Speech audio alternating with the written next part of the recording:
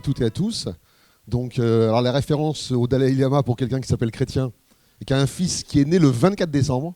Voilà. Donc oui, on n'a pas fait exprès quand même sur le 24. Bon, on l'a juste appelé Mathieu avec 2T, donc ça a du sens. Mais voilà, c'était le petit clin d'œil.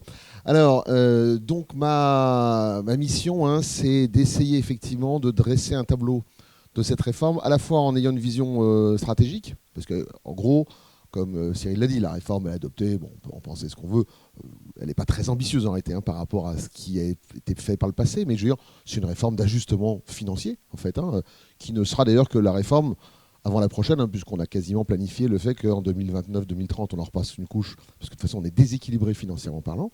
Donc, premier temps, je vais vous effectivement donner 2-3 chiffres clés pour comprendre pourquoi on en est là, avec des caractéristiques françaises, et de comprendre la raison de cette réforme qui est au cœur de la stratégie qui a été bâtie, qui est d'inciter les Français à partir plus tard, tout simplement, parce qu'on part beaucoup trop tôt quand on regarde ce qui se passe dans les pays développés. Et puis on regardera les principaux changements, alors ça fait qu'une ligne, mais c'est le point essentiel. Donc on va regarder effectivement l'impact du report de l'âge. Derrière, il y a des questions qui se posent très concrètes, hein, c'est ça ce qu'on va voir. Les questions d'anticipation, parce qu'on est en France, hein, donc on aime bien prendre un truc, mais en même temps on le remettre un peu en cause. Donc on a joué aussi sur les départs anticipés. Il y a des modifications modestes, mais réelles quand même, sur les mères de famille, avec ce qu'on appelle la majoration de durée d'assurance qui est un peu réaménagée, qui donne une surcote, une majoration supplémentaire. Et puis également, ce qui est un des points forts de cette réforme, hein, parce qu'il y a des dizaines et dizaines de mesures, hein, on a segmenté sur les points essentiels, qui sont l'encouragement à la retraite progressive, un système qui n'a jamais marché en France, qu'on essaie de relancer une énième fois, et le cumul emploi-retraite. Hein, l'idée, c'est de dire, vous savez, il y a 23 000 bénéficiaires de retraite progressive en France, 535 000 de cumul emploi-retraite, donc la messe est dite, même si la retraite progressive, c'est un sujet intéressant, techniquement parlant. Mais l'idée, c'est vraiment de se dire, par rapport à ça, comment on peut relancer le dispositif. L'idée étant d'inciter, évidemment, tout un chacun à continuer à travailler. N'oublions jamais que plus on travaille tard, plus on finit tard en bonne santé. Hein, ça, c'est un point essentiel. J'ai été directeur de caisse de retraite, hein, de caisse TNS il y a longtemps. Moi, je suis un produit de la sécurité sociale qui a mal tourné, puisque j'ai quitté la Sécu au bout de 12 ans de service public. Mais ayez toujours ça à l'esprit aussi. Hein. Plus on s'arrête tôt, brusquement, plus on vit mal. Hein. C'est le retraité qui atteint du tamalou, hein, qui ne parle plus que de ça. C'est-à-dire qu'on a travaillé comme des fous, et je pense qu'on est tous pareils dans cette assistance. On a des gros rythmes de travail. On travaille dur, puis du jour où on s'arrête complètement, on se regarde soi-même, quoi. Et là, on se dit, tiens, un truc que je supportais, je ne le supporte plus. Et donc, ayons ça à l'esprit. La loi, elle est aussi un peu dans cette logique de nous inciter à partir plus tard. Et puis donc ça va nous prendre une demi-heure en gros. Puis voilà, quelques points de référence, parce qu'il y a des choses qui n'ont pas été changées, qui devaient bouger, qui n'ont pas été modifiées. Donc il y a des points de vigilance et comment on intègre ça dans une stratégie globale de retraite. Parce que la retraite, on peut vivre longtemps, je crois que vous avez assuré, hein, la doyenne de l'humanité. Hein, donc c'est quand même une situation, on voit que ça peut durer. Hein, voilà. 117 ans, voilà. Donc, alors, c'est pas le bon client évidemment pour l'assureur, on est d'accord, mais pour la personne qui vit 117 ans, elle doit être en sécurité jusqu'à ses 117 ans. Hein, on est nombre à vivre beaucoup moins, évidemment, mais c'est la notion de la rente viagère qui est une composante, évidemment, essentielle d'une stratégie retraite. Alors, les chiffres clés. 2-3 chiffres. Rapidement, de toute façon, vous aurez le diaporama, hein, donc on pourra revoir les différents éléments. Mais on a 16 700 000 de retraités, on augmente un peu d'ailleurs. Ça, c'est les derniers chiffres officiels de la loi de l'annexe pour la loi de financement de sécurité sociale. En 10 ans, vous voyez, on a augmenté de 1 600 000. C'est une des raisons pour lesquelles d'ailleurs les liquidations de pensions sont de plus en plus longues. À Paris, ça peut être long. En province, moi j'ai des clients, ils mettent 7 à 8 mois pour liquider une pension d'un assuré. Quand j'étais directeur de caisse de retraite, on mettait un mois et demi, parce que ça fonctionnait bien. Entre les deux, on a digitalisé, ça a moins bien marché. Bon, plaisanterie mise à part, c'est quand même le fait qu'il y a de plus en plus de retraités. On commence à être au pic du baby-boom, évidemment. Les dépenses de retraite, c'est 13,5% du PIB. En Europe, hein, nous, on est à 7-8 points de dépenses en plus de produit intérieur brut pour la protection sociale. Les pays étrangers sont plutôt à 10-11 en retraite. Nous, on a 13,5%. L'âge moyen de départ à la retraite, il est déjà à 62,8 ans. Hein, c'est-à-dire qu'on a déjà fait une partie du chemin, en réalité, parce qu'il y a des gens qui attendent en fait le départ. On a des pensions qui ne bougent plus. C'est normal, comme on part trop tôt, évidemment, on ne peut pas demander des droits à la retraite. Il faut savoir que les 3 grandes réformes de retraite qu'on a connues, qui sont Balladur, Fillon, Woerth, avant celle-là, la réforme Touraine est plus modeste. En fait, 70% de l'effort, ça a été des hausses de cotisations quand même, hein. Donc aujourd'hui, on s'attaque un peu au droit à la retraite sans d'ailleurs s'attaquer aux retraités. Il n'y a aucune mesure qui n'a concerné les retraités, d'ailleurs ce qui pose d'autres sujets, mais bon, les retraités d'ailleurs sont dans le segment de la population ceux qui ont trouvé que le report d'âge de départ à la retraite était une excellente mesure pour les autres. Hein, ils sont tous partis plus tôt. Je vous rappelle quand même qu'en 82, on a avancé de 9 années l'âge de départ à la retraite, hein. Les Français passaient à 65 ans, on l'a baissé à 60 et on avait les contrats de solidarité. Ça, c'est un marqueur générationnel, hein, les plus anciens s'en souviennent. On dit aux gens, si tu as 150 trimestres, tu veux partir dès 56 ans avec 90% de ton salaire net. Tout le monde partait, quoi. Donc là, on ne fait jamais que rattraper le temps, en fait, hein, directement. Et bon, voilà, de plus en plus de gens ont le taux plein. Il y a un écart qui se réduit entre les femmes et les hommes. Il est en fait plus court, parce que là, c'est les gens qui sont à la retraite, donc qui ont des carrières d'il y a une quarantaine d'années. Hein, mais aujourd'hui, les écarts sont plus courts. Et le vrai sujet est là, c'est qu'on n'a que 54% des 55-64 ans qui sont en activité. Si on prend les 60-64 ans, aujourd'hui, c'est 33%. En Allemagne, c'est 69%. Vous voyez, c'est 60% en Allemagne. En Suède, c'est 69%. Bon, le Japon, c'est 71%, mais le Japon, c'est un autre problème. Et vous voyez quand même, on est très tard. Et en Europe, en moyenne, c'est 46%. Et l'ambition de la réforme, c'est d'amener les Français à la fin de la décennie à 40%. Vous voyez, donc on est, en fait, je prends souvent cette image, on est comme le Tour de France va commencer, un coureur du Tour de France à qui on dit, bah, écoute, tu as traîné sur la route, tu as pris ton temps, hein, c'est le lièvre et la tortue, et on va rattraper le peloton, quoi. Donc on est à 50 km de l'arrivée, il faut rattraper 10 km sur le peloton, on va faire un effort énorme, on va arriver mort, mais on est parti trop tard, en fait, hein. Bah, c'est ça l'histoire, hein. Donc l'idée, c'est de nous faire recoller au peloton. Sachant qu'en France, tout le problème du système français, comme d'ailleurs l'Italie et l'Espagne qui ont des systèmes qui sont en difficulté, il est là, c'est que la part réservée au privé est extrêmement modeste. Alors ça a changé avec le père, hein, on va en parler après, parce qu'aujourd'hui, honnêtement, avec le plan d'épargne retraite, on a toutes les solutions qu'il faut. C'est-à-dire qu'on a du capital, on a de la rente, c'est du collectif, du catégoriel, l'individuel, spécialisé pour les pros. On va en reparler après, vous allez en reparler avec l'équipe du cabinet, mais honnêtement, aujourd'hui, on a toutes les solutions possibles. Après, c'est je veux y aller, je suis accompagné, autres. On a toutes les solutions, mais l'historique, la loi Pacte est quand même assez récente, hein, c'est 2019. L'historique fait qu'en France, le choix qui a été fait, c'est de tout mettre en répartition, ce qui évidemment pose un certain nombre de difficultés. Quand on voit la réforme, sachez elle est à l'esprit quand même que les déficits accumulés du seul secteur privé, j'insiste bien, du seul secteur privé, parce que le public n'est pas pris en compte. Ça nous emmènerait un peu trop loin, donc je n'ai pas le temps de le traiter, mais sachez qu'il y a aussi des déficits du public. Mais les déficits accumulés du privé, c'est quand même, sur les 27 ans qui viennent, 150 milliards d'euros. Donc avec une réforme qui est calculée sur une hypothèse de taux de chômage à 4,5, quoi. Donc autant vous dire qu'avant qu'on fasse 4,5 de taux de chômage, l'eau va couler sous les ponts. À 7%, on a le sentiment que c'est déjà le maximum. Donc vous voyez, c'est compliqué en fait. En France, là voilà, je balaye les points clés rapidement. Vous voyez ici, heureux comme un retraité français, puisque les femmes et les hommes ne vivent pas à la même durée. Hein, les femmes nous survivent. C'est un vrai sujet d'ailleurs. Hein. Est-ce que les femmes devraient toucher la même retraite que les hommes, puisqu'elles vivent plus longtemps? J'ai tenté le coup avec mon épouse. Alors moi, je suis en cas normal. Hein. Mon épouse a 1 an de moins que moi. Oui, la norme, entre guillemets. Bon, là, je m'étais plombé la soirée ce soir-là. Quand je lui ai dit, chérie, ce serait bien qu'effectivement, tu partes peut-être plus tard parce que tu vis plus longtemps que moi. Il me dit, mais enfin, écoute, qui fait les tâches ménagères? Alors moi, je fais le repassage, hein, c'est déjà bien. Mais je veux dire, c'est quand même assez atypique. Hein, je veux dire, mais bon, quand même, la liste n'était pas de la même longueur. Hein. Objectivement, elle avait la liste la plus longue. Donc, j'ai vite compris que ce n'était pas un sujet à traiter. C'est pour ça que les politiques ne le traitent pas de la même manière. C'est un vrai sujet. On a bien l'étape de mortalité par génération. Mais bon, c'est un sujet inaudible en France. Mais vous voyez quand même qu'en France, c'est assez intéressant. C'est là qu'on a les hommes ont une espérance de vie la plus longue parce qu'on vit mieux, parce qu'on mange mieux. Et on est plutôt mieux soigné, et surtout qu'on part plus tôt. Et les femmes aussi, vous voyez, elles sont plus...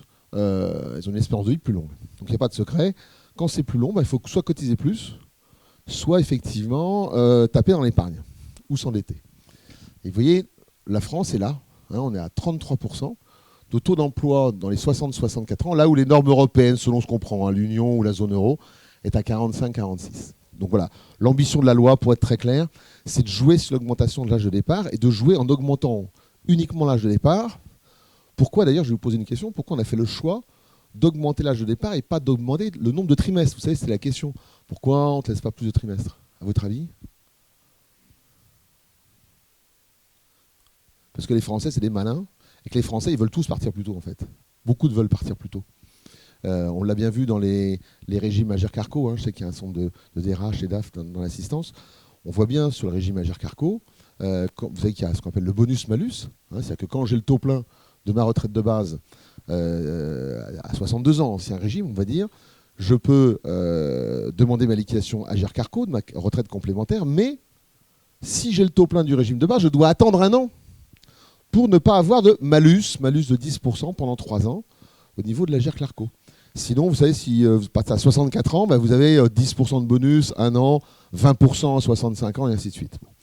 En pratique, on a constaté que 90% des Français préfèrent prendre leur décote, leur malus, pour partir 1 an plus tôt. Et c'est pour ça qu'une réforme qui aurait laissé le choix aux Français en disant écoutez, on augmente le nombre de trimestres, en fait, c'est une réforme qui a eu pour conséquence, tout simplement, d'avoir un effet 2 fois moins sur le plan financier. Voilà, c'est ça, on l'a modélisé, c'est pas très efficace. Dernière chose, vous voyez, on est en train de remonter en fait la réforme de 82, dont évidemment on voit bien l'impact. En gros, les années Mitterrand, les années Chirac, vous voyez, ça va changer un peu. La réforme Woerth, Fillon et Woerth vont inverser la tendance. Et on essaie de se remettre au niveau. Donc, entre les deux, on a augmenté de 7 ans l'espérance de vie. Donc, on a augmenté la charge de 8 années. Vous voyez. Par rapport à l'espérance de retraite, on a augmenté de 50%. Quoi. D'où les problèmes financiers qu'on peut avoir. Enfin, dernière chose, le niveau de vie des retraités, honnêtement, c'est maintenant qu'il faut être retraité. Quoi. Pour être très clair, puisque quand vous regardez, le niveau de vie des seniors rapporté à l'ensemble de la niveau de vie de la population, en Belgique, c'est 80%, au Royaume-Uni, c'est 84%. Mais quand on est en Italie et en France, d'ailleurs, de manière assez cohérente, c'est des pays où ça ne va pas très bien sur le plan financier au niveau des systèmes de retraite. En Italie, on est à 100%, en France, on est à 103,2%. Et en plus, vous voyez, il y a des petits points. Le point bleu foncé, le point bleu clair. Le bleu foncé est toujours plus élevé que le bleu clair. Le bleu clair, ce sont les personnes qui ont plus de 75 ans. Les plus de 75 ans, ils sont en dessous. En revanche, ceux qui ont entre 66 et 75 ans. Donc là, on est vraiment la génération de l'après-guerre, le baby-boom. Ils sont à 110%. D'accord ? Donc aujourd'hui, les retraités, dans leur majorité, touchent plus, notamment les plus jeunes, que les actifs, ce qui évidemment pose tout type de problème. Alors, ça c'est le contexte. Calendrier de la réforme, je ne vais pas revenir sur tout le débat, mais vous trouverez tous les éléments. En gros, projet présenté le 10 janvier. Alors, une énième concertation. Enfin, la concertation, ça ne sert pas à grand-chose, qu'on connaît tous évidemment le sujet, les pouvoirs publics en premier. Bon, séquence à l'Assemblée nationale, un petit peu agitée, pour dire les choses gentiment. Le texte adopté au Sénat, dans les délais. On a un délai, une procédure qui limite dans le temps, c'est le fameux 47.1. Et résultat de l'affaire, on va adopter le texte donc avec le 49.3, procédure assez classique en fait, ici, le 20 mars, et texte validé définitivement par le Conseil constitutionnel le 14 avril, publié le 15 avril. Voilà. Date d'application 1er septembre. Donc actuellement, comme disait Cyril, on arrive dans le temps des décrets, enfin on arrive dans le temps des professionnels, ce qui est le vôtre. Parce que bon, le texte est adopté, après comment on le met en œuvre? Et là, c'est là que ça commence à être moins simple. Parce que les grands principes, on comprend, mais après, c'est comment ça s'articule, et on a encore des interrogations. On a eu 2 décrets qui sont sortis, il devrait y en avoir 29 autres qui vont sortir, la plupart fin juillet. Ceci dit, c'est des textes d'aménagement, enfin on aura la mise en place à partir du 1er septembre. Par exemple, on a l'Agirc-Arrco qui ne s'est pas encore prononcé, je vous en dirai 2 mots après, sur le bonus-malus, qu'est-ce qu'on fait? Donc, mais le cadre de la réforme est posé et on voit bien ce que ça va donner. C'est clair jusque-là? C'est bon? Alors, quels sont les principaux changements apportés par la réforme?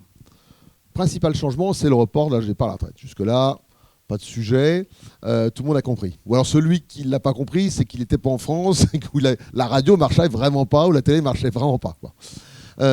Donc là, vous avez évidemment le tableau essentiel sur lequel tout le monde s'interroge en se disant, c'est le moment où chacun fait le calcul en disant, où je suis Là, c'est là qu'on voit le regard, pousse-toi l'animateur, là, il faut que je vérifie. Alors, vous voyez, ceux qui sont nés en 60, ils ont un âge de départ qui reste à 62 ans et on leur demande toujours 167 trimestres.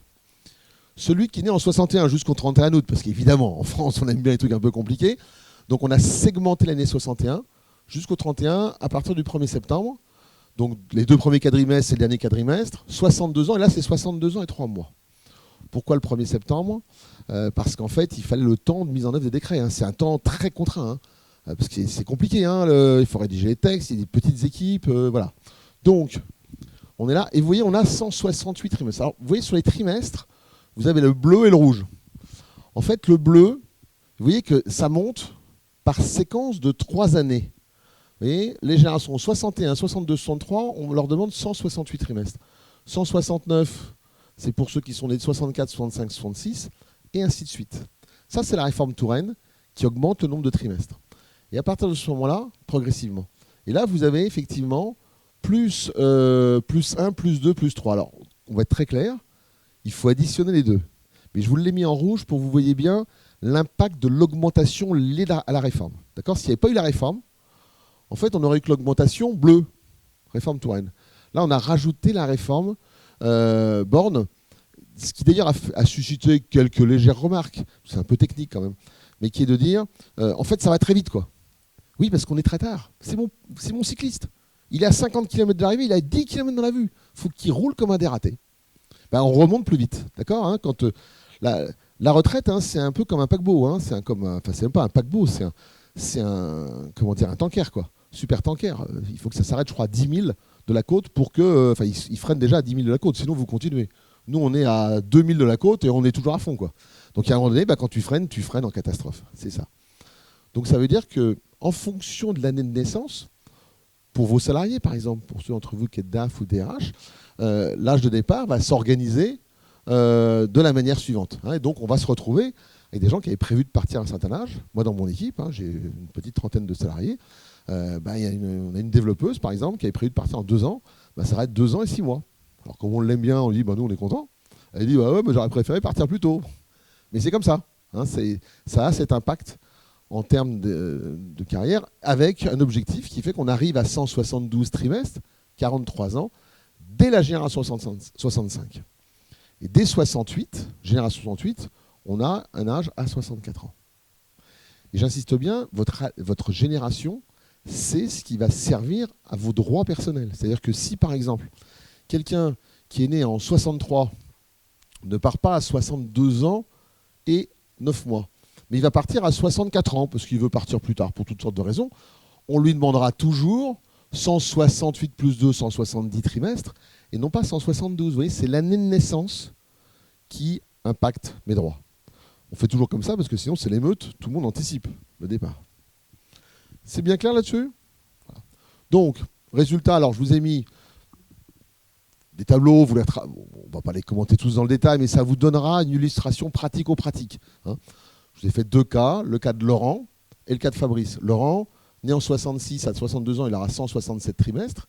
Et vous voyez, il y a les conditions avant la réforme, les conditions après la réforme. Lui, il prend 1 an et demi dans la vue, hein, directement. Et là où il pouvait partir au 1er juin 2028, il ne partira qu'au 1er janvier 2030. Avec ce qu'on appelle le fameux âge du taux plein. Taux plein, ce n'est pas un âge magique, mais c'est le moment où vos droits sont calculés de manière optimale en la matière. Ce taux plein sera important notamment pour ceux qui veulent continuer leur activité. Car il faudra avoir le taux plein pour pouvoir cumuler emploi et retraite dans de bonnes conditions. Et vous voyez, Fabrice, par exemple, lui est né un peu plus tard. Hein. Fabrice, né en 73, il aura 162 trimestres. Lui, c'est 2 ans de plus. Par contre, ça ne change rien sur le nombre de trimestres. Donc, en fait, c'est à chaque fois un cas d'espèce. Hein. Il faut regarder ce que ça donne. Avec ici les impacts. Hein. Donc, voilà, je ne détaille pas trop. Vous trouverez effectivement tous ces tableaux qui détaillent les éléments. Alors, il y a une question qu'on peut se poser, c'est est-ce que les rachats, c'est toujours intéressant ? Vous voyez, on est sur une notion de trimestre. Est-ce que j'ai toujours intérêt à racheter ? Le rachat, vous le sentez comment, spontanément ? Truc sympa, cher, j'entends cher, oui. Cher. Voilà. Alors, voilà, ça dépend. Alors, il y a 2 choses. Hein. Les rachats, soit il y a les régimes complémentaires obligatoires, dans les caisses de libéraux, par exemple, où il y a des facultés de rachat. Certaines caisses sont intéressantes. Pas très nombreuses, mais elles sont intéressantes. Dans la retraite de base, on a les fameux trimestres. Les trimestres, on peut les racheter très jeunes. Enfin, on n'offre pas ça à ses enfants quand ils ont 18 ans. Ce que je veux dire, tiens, pour Noël, je vais te faire 3 trimestres de rachat. C'est un beau cadeau. Hein. C'est à peu près 1 000 € le le trimestre. Donc, vous voyez, ça fait quand même 3 000 €, c'est un beau cadeau, mais je ne suis pas sûr que ce soit vécu de manière exceptionnelle à la hauteur du cadeau. Donc, généralement, on le fait à la fin de sa carrière. Et quand on rachète, on peut racheter le taux, le prorata, peu importe. On va racheter le taux, c'est le moins cher. On est quand même à 4 500 €. Ça dépend des niveaux de revenus, mais on est souvent quelqu'un qui est au plafond à 4 500 € le trimestre, ce qui n'est quand même pas rien en la matière. Sauf que, comme certains d'entre vous l'ont dit, c'est pas cher non plus, ils le disaient, parce qu'effectivement, c'est déductible. Donc évidemment, quand je suis taxé à 41 ou 45, le coût est intéressant. Donc, partez du principe que les rachats de trimestre vont être intéressants quand vous avez cotisé à peu près pendant 10 ans ou 15 ans comme salarié à 2 fois le plafond. Je vous rappelle le plafond, 43 992 € par an, c'est-à-dire 88 000 € par an, quelqu'un qui a cotisé 10 ans ou 15 ans en la matière, qui va manquer quelques trimestres, ça peut être une super opération, on va récupérer en 5-6 ans. Sauf que quand on rachète, il faut racheter, il faut les sortir déjà, et 2, il faut racheter en fin de carrière. Pour une raison très simple, c'est que c'est le cas que je vais vous montrer ici, qui est le cas de Guy. Guy est né en 68, président d'une SAS. Il totalisera à 62 ans 170 trimestres. C'est ce qui est marqué ici, vous voyez. Avant la réforme, il a 170 trimestres. Et Guy, en 2012, il avait de l'argent. Donc il s'est dit, moi je vais racheter, je me suis projeté, j'aurai 164 trimestres au départ, je rachète mes 6 trimestres. Imaginez, il a eu une explosion de son revenu, il était à 41-45, il déduit, bien joué. Peut-être. Parce que dans le cas de Guy, comme la retraite, on va augmenter le nombre de trimestres au taux plein quart. La grande différence entre les gens des régimes spéciaux et tous les autres, c'est que les régimes spéciaux, ils ont la clause du grand-père. La clause du grand-père, c'est le principe, c'est, par exemple, à la RATP, ne subiront le régime général que ceux qui rentrent en carrière à la RATP au 1er septembre. Mais tous ceux qui sont en poste, qui ont 30, 40, 50 ans, aujourd'hui, ils gardent l'ancien régime. Oui, c'est pas tout à fait pareil quand même. Bon. Donc, dans les autres régimes, là, on augmente pour tout le monde. Donc là, il prend 2 trimestres de plus. Il a 164 trimestres, mais il cotise 2 ans de plus, 8 trimestres. Et donc, vous vous rendez compte qu'il a cotisé pour rien avec ces 6 trimestres. On se retrouve avec quelqu'un qui a ici versé de l'argent en pure perte. Eh bien, si vous avez des personnes qui sont dans cette situation, sachez qu'elles peuvent demander le remboursement du rachat. Donc depuis la loi Woerth de 2010, les pouvoirs publics ont gardé ce principe, c'est que quand on augmente l'âge de départ, quand on augmente le nombre de trimestres, dans ces cas-là, on laisse la faculté de demander le remboursement. Mais vous avez 2 ans pour le faire, c'est pas neutre, et c'est plutôt cohérent, parce que sinon on pénalise les gens en la matière. Mais on a eu des époques où les gens ils rachetaient et ils ne pouvaient pas avoir le remboursement, avec les changements de règles. Comme me disait ma grand-mère, qui était une sainte femme, elle me disait, déjà, quand j'avais 6 ans, j'étais sur ses genoux, elle me dit « Bruno, tu verras, l'État est le premier des voleurs ». Et ma grand-mère n'avait pas tout à fait tort. Donc en fait, ils changent la règle du jeu tout le temps. Et c'est vrai. Ça, c'est la culture française. Donc ça veut dire que quand on fait des rachats, on fait ça quand on connaît la règle, c'est-à-dire qu'on fait en fin de carrière. On ne le fait pas à la fin. Oui, mais par exemple, moi j'ai 61 ans, j'ai l'intention de travailler encore un certain nombre d'années, mais je veux dire, maintenant que j'ai la certitude que le cumul emploi-retraite libéralisé va fonctionner de manière favorable, maintenant je rachète. Quand on est en fin de carrière, on a plutôt plus de revenus, pas toujours, mais souvent quand même. Donc on est imposé fortement. Donc là, ça devient très intéressant. Mais je le fais en connaissance de cause, vous voyez. Sinon, on peut vraiment se faire avoir. Bonus-malus, Agirc Arrco. Alors vous savez, cette règle qu'on évoquait, ça c'est la question que tous les salariés se posent et que les entreprises se posent. Qu'est-ce qu'on en fait? Eh bien, on ne sait pas. Il y a 10 jours, j'étais avec un des principaux dirigeants de l'Agirc Arrco et il me disait, tu vois, on a un problème parce que tous les syndicats qui sont gestionnaires de l'Agirc Arrco, notamment de salariés, le patronat, il ne pose pas de problème là-dessus. Mais les syndicats de salariés ont dit, mais attendez, nous, on ne veut pas de cette réforme. On ne discute pas. Oui, mais vos salariés, il y a quand même un problème parce que vous savez que cette fameuse règle de l'âge de départ, qui est reportée d'1 an dans l'Agirc Arrco, en fait, elle est liée à l'âge légal. Donc, comme on augmente l'âge d'1 an, mécaniquement, ça veut dire que quand on arrivera pour la génération 68 à 64 ans, eh bien, il faudra attendre l'âge de 65 ans pour avoir le taux plein de la régime Agirc Arrco. Ça veut dire que s'ils ne se mettent pas d'accord, les syndicats qu'on a vus à la pointe du combat, CGT Sud toujours évidemment, mais CFDT, Force ouvrière, seraient en quelque sorte les responsables d'une situation où les salariés auraient un report d'1 an supplémentaire. Oui. Donc c'est C'est compliqué, hein. Donc ils se trouveront un accord. Mais aujourd'hui, les syndicats ne voulaient pas entendre parler avant qu'on ait l'apurement de toutes les mesures politiques, hein, sur ce sujet, en disant attendez, nous on n'est pas d'accord sur cette réforme, donc on ne discute pas l'aménagement. Donc là maintenant, on va rentrer dans une séquence où on aura les informations, à mon avis, fin août, début septembre. Mais le principe qui devrait être retenu, c'est que cette règle disparaisse pour les gens qui sont nés à partir de 68. On reporte à 64 ans. L'Agirc-Arrco vont faire des gros excédents parce qu'ils ont 2 ans de retraite à moins à verser et 2 ans de plus de cotisation. L'État d'ailleurs essaie de leur récupérer des réserves évidemment. Mais vous voyez, le principe c'est celui-là. Donc la règle, à mon sens, va disparaître. Elle restera certainement pour les gens qui sont nés en 61 jusqu'au 1er septembre. Et puis après, entre les deux, il y aura une mise en place progressive. Donc là, pour l'instant, on n'a pas la réponse à suivre, mais ça va disparaître progressivement parce que ça ne paraîtrait pas vendable. Alors, je vois le temps qui arrive, je vais aller rapidement. Départ anticipé revisité. Bon, retenez le principe, c'est qu'on avait des règles de départ anticipé 4 ou 5 trimestres validés avant la fin des 16, 18, 20, 21. En fait, on avait 16 et 18 ans. Pour un départ à 58, 60 ans, ça se maintient. Et on va rajouter un départ possible à 62 ou 63 ans. Ça, c'est les principes de carrière longue. Donc, on peut effectivement continuer à partir plus tôt en la matière, de manière plus souple. Donc ça, attendons de voir les mesures liées à l'augmentation du nombre de trimestres intégrés.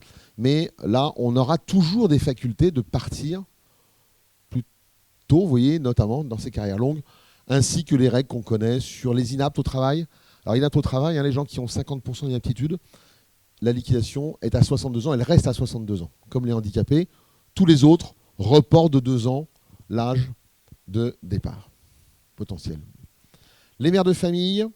Alors, les mères de famille, on a beaucoup discuté à l'époque, vous savez, sur la situation des mères de famille qui étaient les grandes perdantes de cette réforme.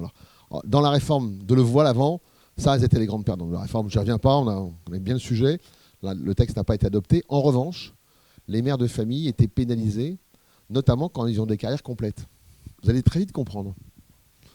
Quand on a un enfant, la femme, à une époque, avait le droit à 8 trimestres. Puis après, ça a changé pour des questions de mariage homosexuel. Enfin, avant le mariage homosexuel, en fait, le lobby homosexuel avait fait valoir que, oui, mais quand c'est 2 pères, ils élèvent les enfants. Bon, donc on avait tranché en disant 4 trimestres sont donnés à celles qui mettent au monde les enfants. Pour l'instant, c'est les femmes.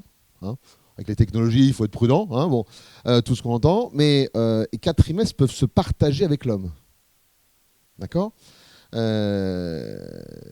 la pratique, ça ne se partage pas.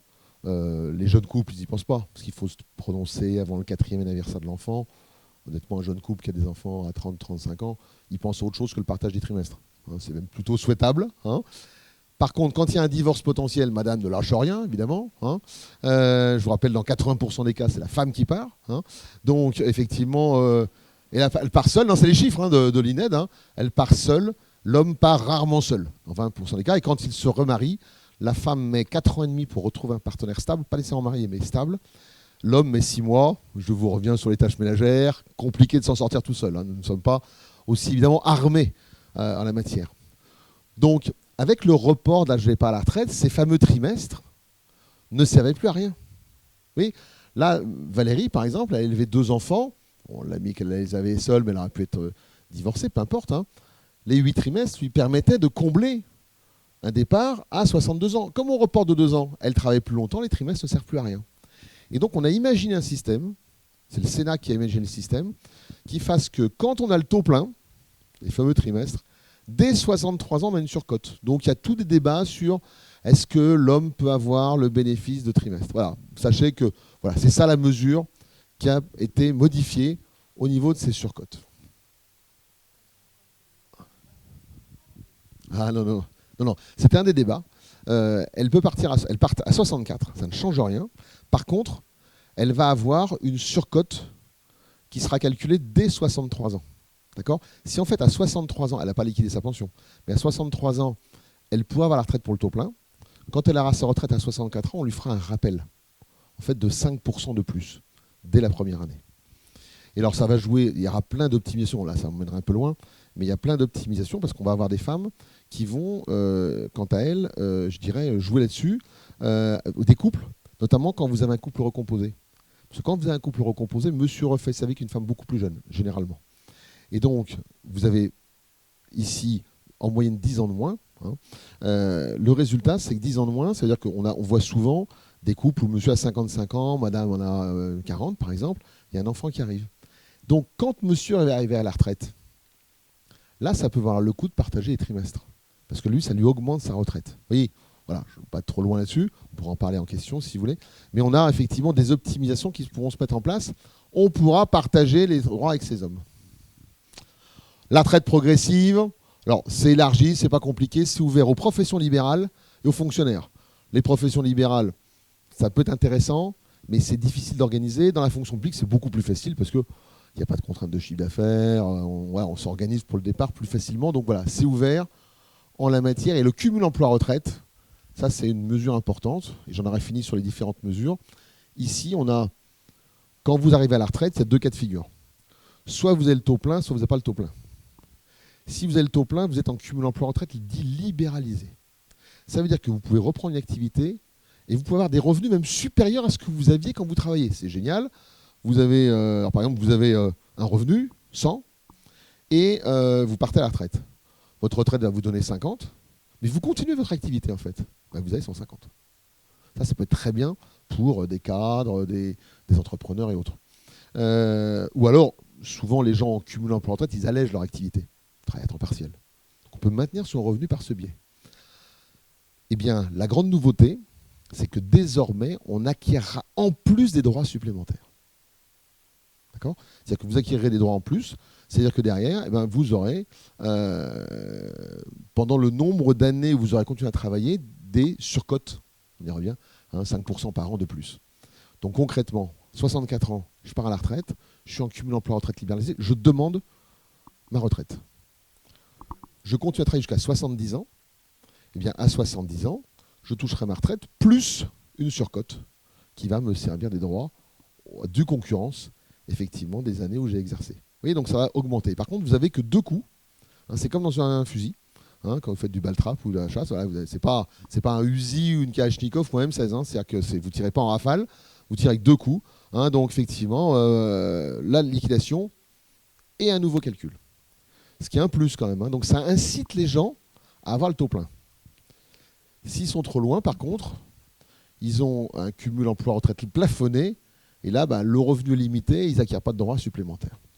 D'accord ? Voilà, le principe. Les modalités restent encore un petit peu à écrire, mais on a effectivement cette mesure qui est tout à fait intéressante. Je vous dis, l'idée, c'est d'augmenter le nombre de personnes qui travaillent bien. On le voit bien dans la composition de beaucoup d'entreprises. J'étais l'autre jour dans un centre de thalasso au Sable d'Olonne, par exemple. Bon, on est de la famille, pas loin, donc on va parfois y séjourner avec mon épouse. Et on se faisait la remarque, par exemple, le matin, souvent dans les hôtels, vous avez plutôt une population jeune qui fait le service du matin. C'est un service assez simple. Là, on en a parlé avec les responsables. On a deux jeunes femmes, et on avait trois hommes qui avaient proche de la retraite ou retraités. Manifestement, ils disaient, nous, on s'organise mieux, les gens ils travaillent que le matin, ça leur va bien, c'est une population stable. Donc, comme il y a des problèmes de recrutement, on va avoir aussi cette incitation. Je pense qu'on rentre dans une nouvelle époque, on va inciter plus efficacement les gens à partir tard. On vit plus longtemps en bonne santé, c'est ce que je vous dis, c'est la bonne nouvelle. OK ?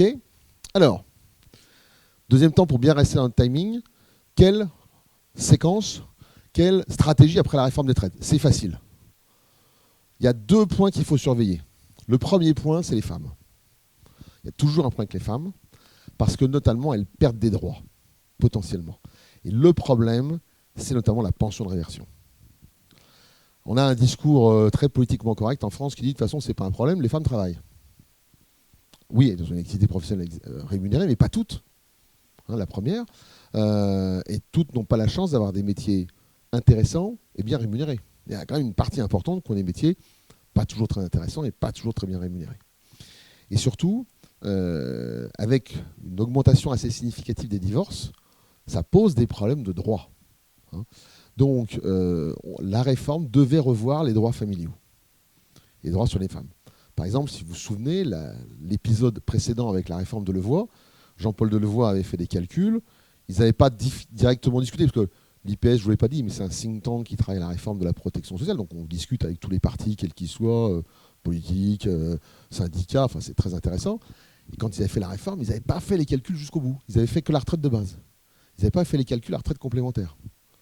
Bah, c'est comme si vous dites je répare la voiture, je change le moteur, mais je ne vérifie pas qu'il y a des pneus, quoi. Ça ne va pas avancer. Hein. C'est pareil. Même si le moteur, c'est une Maserati ou une Ferrari, il n'y a pas de problème. Sans pneus, ça ne roulera pas. Hein. L'inverse est vrai aussi, d'ailleurs. Bon. Donc, même si le moteur doit coûter plus cher dans un cas que les pneus, mais enfin bon. Résultat de l'affaire, ici, effectivement, les mères de famille perdaient entre 6 à 24% des droits à la retraite. Donc cette question de droits familiaux, les trimestres pour enfants, la pension d'inversion, c'est des sujets sensibles. Ils n'ont pas été tranchés. Elisabeth Borne a demandé au corps de faire une étude pour la fin de l'année. Autant vous dire que l'étude elle va finir en dessous d'un placard et elle ne bougera pas. Parce que c'est un sujet très sensible politiquement. Donc là, sur la retraite, je pense que le quinquennat, ils ont donné. Hein, ils ne vont pas y revenir. Donc, va toujours se poser ce problème des femmes. Et notamment, j'attire votre attention, c'est aussi un point d'alerte. Hein, aujourd'hui, on a une bonne nouvelle. Je me permets de le traiter par l'humour. Hein. On a une bonne nouvelle, c'est que les couples se marient de moins en moins. Ils se marient de moins en moins, c'est une bonne nouvelle pour le système de retraite. Pourquoi ? Parce que quand vous n'êtes pas marié, pas de droit de réversion. Je voyais les derniers chiffres, la moitié de la population, il y a eu plus de Pacs que de mariages. Et alors là, moi je dis continue les jeunes, c'est super bien, parce que comme la réversion c'est 36 milliards par an, hein, la retraite c'est 320 milliards à peu près, hein, régimes obligatoires, la réversion c'est 36 milliards, à peu près 11%. Si la moitié ne se marie pas, je me projette à 30 ans, on a réglé les problèmes de déficit, hein, ils n'ont qu'à se marier. D'accord, oui. Donc ça, et ça a été tranché hein, sur le plan droit français, droit européen. Donc ce que je veux dire, c'est que le problème, c'est que là, c'est les choix de chacun, il n'y a pas de discuter. Mais ça veut dire qu'après, c'est eux qui pleureront, et notamment les femmes. Parce qu'elles vivent plus longtemps. Hein, la pension de réversion, 89%, c'est des femmes. Donc comme c'est des femmes, ça veut dire attention. Hein, on a aujourd'hui beaucoup de précarité pour des gens, notamment quand le schéma classique, c'est monsieur se marie, il divorce, au bout de 10 ans, il refait sa vie, il ne se remarie pas parce qu'il a été tondu, quoi. Hein, il n'a pas envie d'y retourner. Hein, comme je dis toujours, moi j'ai une fille qui est éleveuse, elle a des brebis. Quand les brebis elles rentrent dans avant la salle de tonte, elles sont avec leur laine, elles sont superbes, quoi. Elles ressortent de la salle de tonte, elles sont toutes nues, quoi. Ridicules. C'est le gars qui sort de la procédure de divorce. Voilà. Et ben c'est pareil, donc il n'y retourne pas, en fait. Vous voyez ce que je veux dire ? Le problème, c'est que derrière, il n'y a pas de protection pour le deuxième ou la deuxième. Donc j'attire votre attention, c'est un sujet sensible et qui n'est pas traité par les pouvoirs publics parce qu'on ne l'a pas fait dans la réforme, donc derrière, on n'y reviendra pas. Donc soyez vigilants sur tous ces sujets, hein, c'est un point très important. Deuxième sujet, on a l'année dernière eu 862 000 demandes de retraite, 14% des pensions sont fausses. Hein. Près de 80% des relevés sont erronés, les fameux relevés de situation, parce que c'est aussi une opération très compliquée. Mais on a effectivement 14%, c'est la Cour des comptes, hein, et tous les ans, bon an, mal an, 14-15%. Donc c'est pas rien. Pour des personnes en moyenne qui sont concernées, ça correspond à près de 70 millions d'euros de pertes hein, pour les assurés. Ça peut représenter en fin d'une vie 15 000 à 20 000 euros hein, en cumulé. Donc pour des gens qui ont une très très grosse retraite, c'est bien dommage. Mais quelqu'un qui a une petite retraite, qui a la moyenne de la population française, c'est très significatif. Hein. Donc pensez à ça, c'est aussi un point important. C'est la vérification des droits, des relevés, parce qu'il y a des erreurs sensibles. Et ça veut dire qu'en matière de retraite, hein, la retraite, on ne fait pas de la retraite uniquement en fin de carrière, quoi. Ça s'anticipe. Hein. Il y a la phase de sécurisation des relevés, il y a la phase d'évaluation des droits et de la souscription, évidemment, de solutions facultatives. Et on va en parler après, juste après, mais notamment sur les contrats collectifs, il y a quand même plein d'optimisations, déduction fiscale, sociale, sortie en capital, enfin on peut faire plein de trucs hein, en pratique. Je pense au PERECO par exemple, hein, mais le PERO dans un autre format, le PERIN épargne intéressant aussi. Voilà, il y a vraiment plein de systèmes. Et puis la question de la liquidation de pension. Hein, aujourd'hui, on a beaucoup d'ailleurs de personnes aujourd'hui qui confient parfois hein, à des tiers la liquidation de pension parce que c'est compliqué. Hein, je pense que le cabinet le fait parce qu'il y a des erreurs et des délais. Pour en finir, tenir le timing, une stratégie retraite réussie, il faut quand même avoir l'ordre de grandeur. Hein. Si vous prenez quelqu'un qui a, je vous ai pris des salariés lambda, quelqu'un qui a toujours eu 50 000 euros de revenus par an. Ça n'existe jamais dans la vraie vie. Hein. Les variations de revenus, de salaire sont importantes. Mais vous voyez, on est en gros à 50%. Et quand on va être ici en décrochage de pouvoir d'achat sur quelqu'un qui avait toujours 100 000 euros, vous voyez, c'est 57,43. Et plus on monte en rémunération, plus le décrochage est fort, bien sûr. Première chose, et quand on est dans ce qu'on appelle les indépendants, les non-salariés, artisans commerçants, professions libérales, dirigeants de société, les gérants majoritaires, ils payent moins, ils ont moins. Il n'y a pas trop de secret en la matière. Donc là, vous voyez, on est à 66%, 34%. Quand on est sur 100 000 euros, j'ai un taux de remplacement à 19%, quoi. Bon, bah, si j'ai rien fait, il faut espérer que j'ai très bien vendu ma boîte ou que j'ai fait de l'épargne sur retraite supplémentaire. L'un n'empêche pas l'autre. La boîte, on n'est jamais certain de la vendre bien en fin de carrière. Il vaut mieux au moins avoir fait de la retraite avant, vous voyez. Et on a en plus des règles de déduction qui sont très favorables. Voilà, donc ayez bien à l'esprit que le taux de remplacement, il chute d'autant plus fort que la rémunération est élevée. Ça, c'est important. Plus la rémunération est forte, moins on a un bon taux de remplacement en termes de retraite. Et que aujourd'hui, moi, j'ai connu une époque, ça c'est le privilège de l'âge, j'ai connu une époque où il n'y avait pas beaucoup de solutions. Le 83, comme on disait dans le jargon, et puis les produits retraite, on ne pouvait pas sortir en capital, on sortait qu'en rente. Et puis peu à peu, le dirigeant était exclu de certains dispositifs. Voilà. Aujourd'hui, on a en gros tous les systèmes possibles. Ce qui fait la différence, c'est la qualité du conseil que le cabinet apporte. Il y a plein de solutions sur mesure, il faut juste les imaginer intelligemment, mais il y a vraiment tous les outils possibles. Ayez bien à l'esprit, et notamment pour ceux d'entre vous qui êtes DRH ou DAF, le sens de l'histoire aujourd'hui, il est très clairement indiqué, c'est que depuis 30 ans, 40 ans, on a tout fait, quels que soient les gouvernements d'ailleurs, pour mettre au niveau de l'entreprise le choix de sa stratégie de retraite supplémentaire. On pourrait parler de la santé, notamment de la prévoyance. Ce n'est pas le sujet du jour, mais la prévoyance, c'est pareil. C'est-à-dire que je laisse la marge de manœuvre à l'entreprise, parce que c'est quand même au niveau de l'entreprise qu'on peut mieux piloter que parfois au niveau d'une branche, voire de l'interprofessionnel. Donc c'est le sens de l'histoire. Après, on s'empare ou pas des outils, c'est un autre sujet, mais ça a été pensé comme ça, donc les outils sont là. Et n'oubliez jamais, j'en finirai, ce sera le mot de la fin pour moi, que effectivement, la stratégie retraite, c'est pour s'en se rendre rien, je crois que c'est ça. Donc 117 ans, voilà, 117 ans, ça peut être très long. Donc niveau de rente viagère souhaité. Et là, on a des besoins différents. Il y a des gens, leur rêve, c'est de faire les relais châteaux tous les jours. Et il y a des gens, leur rêve, c'est de marcher en campagne tous les jours. Vous voyez, c'est pas le même budget. Il faut une solide paire de chaussures dans le deuxième cas, un bon sac à dos, et c'est à peu près tout, quoi. Ça va vous coûter moins cher. Alors généralement, il y a les envies, puis après on rectifie avec le budget. C'est comme ça que ça se passe. Mais vous avez ici, ça c'est la définition du niveau de rente. Et ensuite, au début de la retraite, n'oublions jamais, ça se passe bien. Après, ça fait un peu plus mal. Et à la fin, ça va de moins en moins bien. D'accord ? C'est ça la retraite. Et les régimes obligatoires perdent peu à peu. Il y a des optimisations, les rachats, le cumul emploi-retraite, mais c'est les régimes facultatifs qui, de fait, en proportionnel, prennent plus d'importance. Premier besoin. Deuxième besoin, au début, comme je dis souvent, c'est Honolulu, Rio de Janeiro, Bali, vous allez où vous voulez, l'Australie, tout ça. Ça coûte plus cher. Vous imaginez les retraités de mars 2020 qui se sont retrouvés en croisière, la croisière de leur vie, coincés avec le Covid. Je pense à ça, d'ailleurs. Moi, j'aime pas les croisières, alors c'est facile, je veux dire, mais imaginez le truc, je veux dire. C'est la mort, quoi. Là, ça vous dégoûte de partir à la retraite, quoi.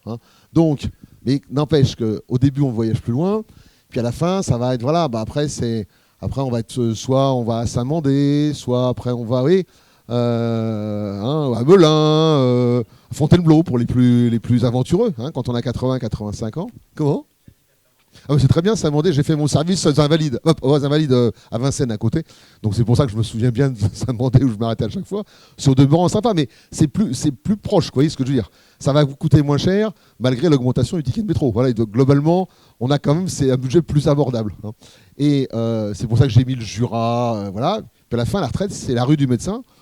C'est le boucher, le boulanger, le pharmacien, le médecin, le boucher, le boulanger, le pharmacien, le médecin. Puis à la fin, c'est la chambre, la salle de bain, la cuisine. C'est ça la retraite. C'est pas très enthousiasmant, mais c'est perçu comme ça. Donc, j'ai besoin supplémentaires, je vais les financer par de l'épargne, en fait. D'accord ? On n'a pas tous la même vision de la fin de vie, c'est ça le truc. Parce que bon, ce que je dis toujours, les stratégies retraite, elles se font souvent intuitivement en fonction de ce qu'on perçoit de sa fin. Des gens qui pensent que après la mort, il n'y a plus rien. On est mangé par les vers ou brûlé par le feu. c'est deux options assez classiques. Soit vous avez effectivement ceux qui pensent que c'est un passage vers la vie éternelle, quelle que soit leur confession. Puis la majorité de la population, surtout en France, dit on pense qu'il n'y a rien, on ne sait jamais, ou on pense qu'il y a quelque chose, mais on n'est pas sûr. Oui, il y a une vision un peu partagée la matière. Donc ici, mais il n'empêche qu'il faut le financer, vous voyez. Dernière chose, la dépendance, bien sûr. Ça coûte de plus en plus cher, on est vite à 4 000, 4 500 euros quand même, et là ça vise tout le monde aujourd'hui. Et puis dernier point, pensez à ça aussi, donc besoin de rente viagère, besoin de rente temporaire, assurance dépendance, ça c'est toutes les solutions des contrats facultatifs qui font vraiment la différence. Et pensez à l'assurance décès aussi, notamment dans les couples recomposés, parce que très souvent on voit des gars qui partent à la retraite, ils ont encore des petits minots comme on dit à Lyon, des petits minots qui ont 10 ans, 15 ans, et le jour où ils partent à la retraite, oui, plus rien. S'ils meurent 3 jours avant de partir à la retraite, garantie d'essai, il meurt 4 jours après le départ à la retraite, il n'y a plus rien. Donc ça s'assure ça aussi. Voilà, ce que je veux dire, c'est on ne fait pas du prêt-à-porter là-dessus. Il faut quand même du sur-mesure pour bien penser la solution. Voilà ce que je voulais partager très rapidement en essayant de tenir un timing.